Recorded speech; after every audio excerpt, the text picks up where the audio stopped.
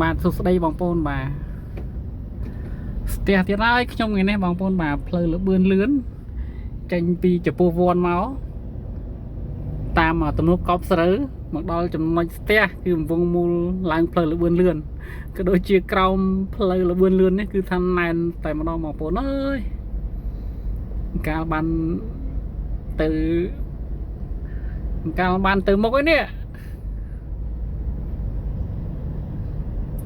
អញ្ចឹងបាន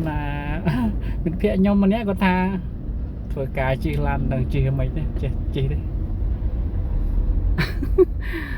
អូយលោកព្រះអើយនេះបើខ្ញុំទម្លាប់ហើយស្ទះប្រមាណក៏នៅអញ្ចឹងតែស្ទះនេះយើងជិះអញ្ចឹងបានរៀងតិចដែរអត្ថប្រយោជន៍វាម្យ៉ាងម្នាក់ឯងបងប្អូនតែបើថាការងារបន្តណាដល់ស្ពៃនេះដល់ស្ទះហើយមិននិយាយចូលគ្នា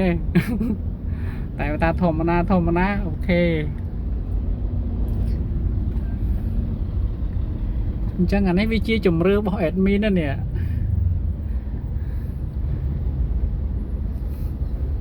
គេជិះកន្លះម៉ោងអីខ្ញុំជិះ1ម៉ោងជាងអីចឹងណាដូចឃើញហើយនេះពេលចេញធ្វើការម្ដងគឺជិះកន្លះម៉ោងដល់ផ្ទះខ្ញុំជិះ1ម៉ោង